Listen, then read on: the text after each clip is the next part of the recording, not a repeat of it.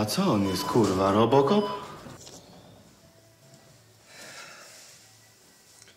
Witam w warsztacie u Białego.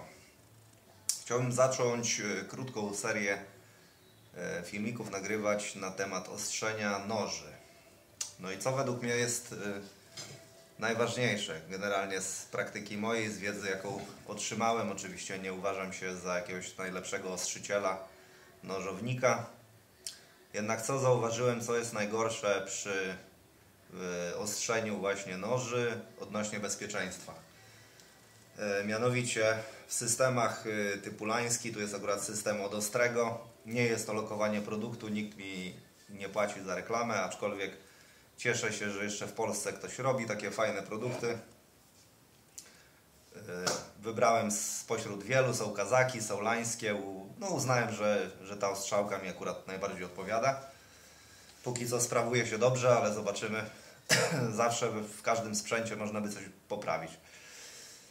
I co zauważyłem po już pewnie setkach naostrzonych noży, nożyczek, maczet i tak dalej. Najgorsze jest, zresztą widać po palcu załatanym na izolację, najważniejsze według mnie jest nie zostawiać noża, tak jak teraz,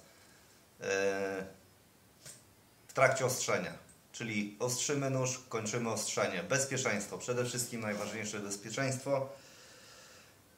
Nawet będąc uważnym, wszystko nas zawsze gdzieś odrywa. Mamy teraz dużo telefonów, ludzie są zabiegani, zadzwonieni, internet, życie w pośpiechu. No i co? Robisz w warsztacie, zostawiasz tak nóż, zapomnisz się, odwrócisz, kręcisz się, tak jak tu jest imadło, warsztat. Cały czas coś się dzieje i tak. Mamy ostry czubek, nóż jest już naostrzony tak do połowy, można powiedzieć, już jest ostry. Jeszcze nie dopieszczony. Bardzo łatwo jest, coś tu się przesunie, wpadniemy na warsztat, można się nadziać na czubek. Też mi się zdarzyło na szczęście. Na szczęście zdarzyło się z nożem, nie z ostrym czubem, więc obeszło się bez większych ran, delikatne ewentualnie. No i co? I można się bardzo łatwo, nawet jak jest nóż tylko trochę naostrzony, wystaje drut, można się łatwo zadrzeć. A wiadomo, jak się porządnie naostrzy nóż, to on zatrzymuje się niekiedy na kości, więc zacznę ten film właśnie od bezpieczeństwa. Oczywiście czekam na jakieś komentarze. Myślę, że rozwinę kanał w tematyce też ostrzenia noży, bo jest to dość ciekawy temat. Dużo różnych możliwości, noże, dłuta, nożyczki, różnego rodzaju noże, różne sposoby ich ostrzenia.